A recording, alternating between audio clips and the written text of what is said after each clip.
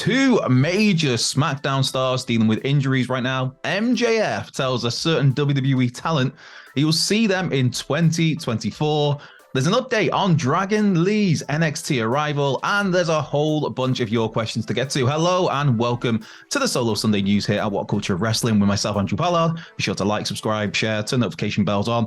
And most importantly, though, as ever, make sure you're just having the best possible day, whether you're doing something, whether you're doing absolutely nothing. I hope your Sunday goes really cool. And if it's not, I hope things turn around a little bit sooner rather than later for you. But let's get into wrestling, because believe it or not, there's some people that have a moan about me saying nice things. The internet. But yes, the first story to start with is two injuries on SmackDown. Two injuries for major players. We're talking Ronda Rousey and we're talking Kofi Kingston. Now, if you watched SmackDown this past Friday, you'll notice that Ronda had her left arm in a sling, and that is a very legit, real injury. It's an arm injury. It's an old injury that's been re-aggravated. That was what the PW Torch, Wade Keller over there, who always does such great work. The Torch said that it's an old injury that's been re-aggravated, but the silver lining on all of this is that Ronda Rousey is expected not to miss WrestleMania 39. Now, if you've been keeping up with WWE programming, it does seem likely that we're going to be getting Ronda Rousey and Shayna Baszler challenging for the women's tag team titles at WrestleMania 39. Now, those titles, of course, were recently won by Becky Lynch and Lita, and many are speculating that it's going to be a triple threat match at Mania with those two teams and the former women's champs, Dakota Kai and Io Sky of Damage Control. But yeah, according to this report from The Torch, the Ronda issue isn't a serious one, and she's expected to compete at WrestleMania. But where Kofi Kingston is concerned, there's varying reports on this one, and one report doesn't sound so good for Kofi. Now, the first report comes from Fight Fans, who reported that it's an arm injury that Kofi's dealing with. He suffered this injury during SmackDown this past Friday. So Kofi came out. There was basically we had the classic promo train where wrestler A came out, then wrestler B, then wrestler C, then wrestler D. Is that it? Anyway, we had enough wrestlers to make a 5-way match next SmackDown, to crown a number one contender for Gunther's Intercontinental title at WrestleMania. Kofi was one of those involved in that, and he suffered an injury though during this whole segment because, of course, the promo train broke down into a mass brawl. And so this first report from Fight Fans is that it's an arm injury that's expected to be a lengthy injury that could keep Kofi out of action for between 2 and 8 months. Now, that obviously is a significant amount of time. On the other side of this, though, Dave Meltzer at the Wrestling Observer reports that it is a leg injury that Kofi suffered, and Dave doesn't give any indication, any information on the severity of the issue. So Kofi Kingston suffered an injury on Friday. Whether it's an arm or a leg, it remains to be seen, and also as to how serious it is remains to be seen, because Kofi is yet to be fully assessed. That's the story from Fight Fans. So hopefully it's nothing too bad for Kofi. And if WWE are looking to replace Kofi Kingston next week, because it's going to be, it's scheduled to be Kofi Kingston versus Sheamus versus Drew McIntyre versus Karrion Kross versus LA Knight. If you're going to replace Kofi, just use Xavier Woods. He's right there. Yeah, and that's, I guess, if there is a silver lining to come out of this, if Kofi has to miss a few months, we could maybe finally get to see Xavier Woods get a little bit of a singles run, because, I mean, Big E obviously had his WWE title win. Kofi had that as well. I'm not saying you put Woods in the world title picture, but just to see what he can do on his own, because Xavier Woods is a ridiculously talented dude, as is a certain Maxwell Jacob Friedman. The bidding war of 2024 has continues to build momentum as we get towards, we're approaching the middle of 2023. That'll be here before we know it. But yes, of course, Maxwell Jacob Friedman, MJF, has regularly talked up on TV about how his contract is up with AEW at the start of next year. The bidding war of 2024. That's the whole thing. And there's rumors of, would he go to WWE? Is this all just a part of a work? Is he signed a massive contract that he's going to stay with AEW for years to come? And in the latest development, Fightful Select has spoken to a WWE talent, a current WWE talent, an unnamed WWE talent, who said that Max told them, where are we? I'm looking forward to being there in 2024, there being WWE. Now, MJF wanted this to be taken seriously by this person he was speaking to, though the person themselves said that they will take it with a pinch of salt. Now, of course, the salt of the earth is if he were to make the jump to WWE? I mean, there's so many questions to come from that. I mean, how would they use him? I feel like, how could you not use MJF as a star? But it remains to be seen whether he makes the jump. Whether, as mentioned, there's got to be some people are speculating that, he probably has just signed a new contract with AEW past 2024, because early on in Max's AEW career, he signed an extension that took him through until, I believe it's January 2024. And that's what's being talked about on TV. Whether there's been more contracts signed, further extensions, because obviously there was MJF's time away where he was not happy with his lot in AEW. So, yeah, that's one to keep an eye on. It's for anybody that's been told, any reporters that spoke to MJF, any insiders that spoke to MJF, they're all being told the same thing. What you see on TV is what Max says. It's 2024. So, hey, we'll have to see on this one. But yeah, according to MJF, he's very much looking forward to being in WWE next year. But yeah, we'll see on this one. Somebody who will definitely be in WWE or under the WWE banner a lot sooner than 2024 is Dragon Lee. Now, Dragon Lee is a massive sign of WWE. If you're not familiar with him, just be prepared to be blown away. The guy, just the things he can do are ridiculous.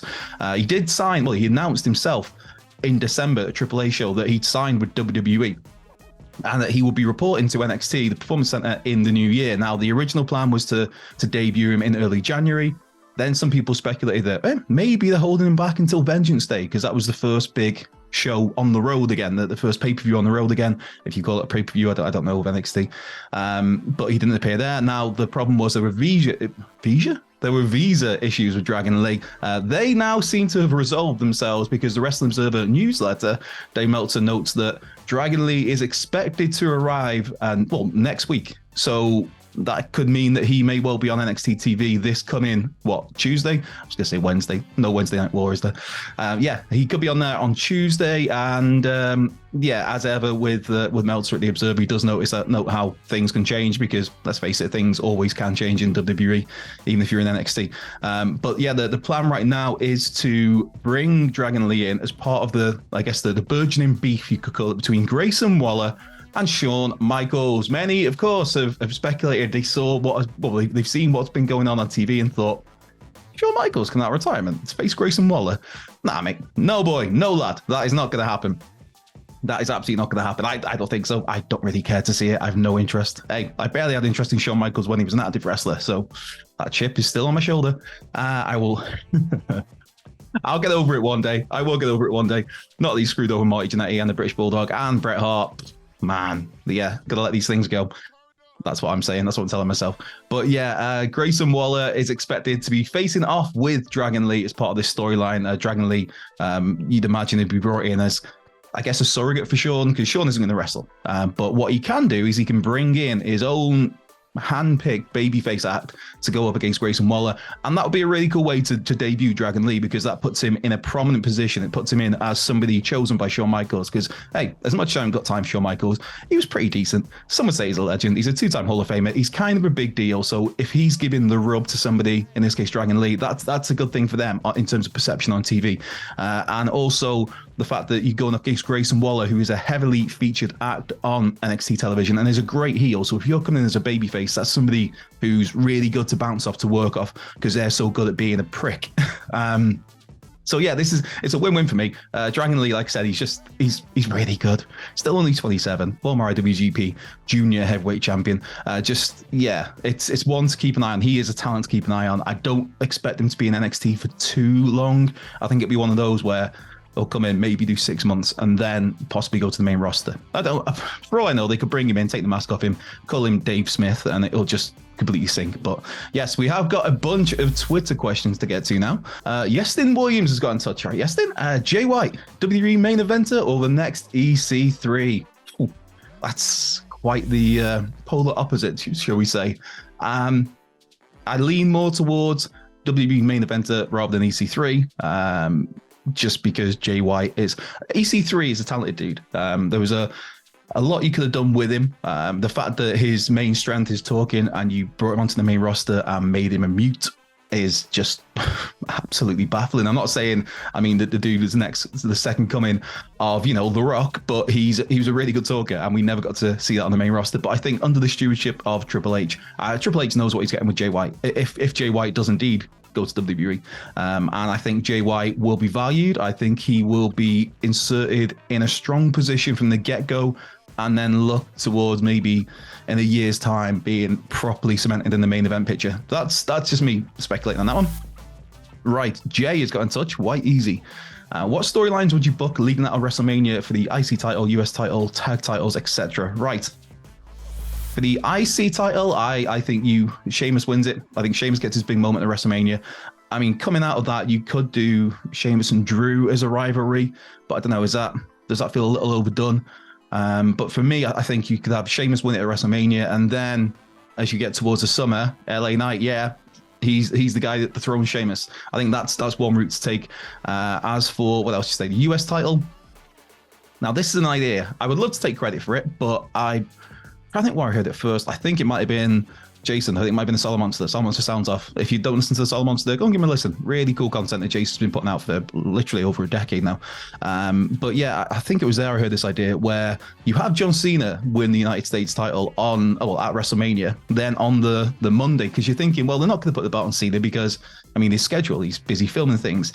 But you have him stick around until the Monday. And then on the Monday night, you do the John Cena Open Challenge, and that's where Switchblade Jay White comes out, wins the US title, perceived as a big deal straight away. So I think that will be a really cool route to take the US title after WrestleMania. The tag team, I think Kofi, I think KO and Sammy win the gold at WrestleMania. They have a big hug. Finally, that's where they have the big hug, is when they've won the match. They're kind of reluctant partners, I guess, until they win, and that's where you go from there. I don't know because you need to split those belts, I think, really. But what other titles did you ask about? The world title, I think Cody Rhodes wins the belt. I think they get split at Backlash. But I think in terms of challenges for Cody Rhodes, I think that's where Gunther steps up by SummerSlam. And I wouldn't be against Gunther getting a run with one of the world titles by the end of the year, because the guy's absolutely been killing it across the last however long. Well, this year, to be fair, he's been killing it completely since he arrived in NXT UK. But you know that once he made it to the main roster under Vince just thinking, oof, who's this random nondescript, tall, slightly chubby fella? Yeah, not gonna. In fact, there were stories that they were going to send him back to NXT. Absolutely daft. But yeah, I think that's where you go with the world title after that.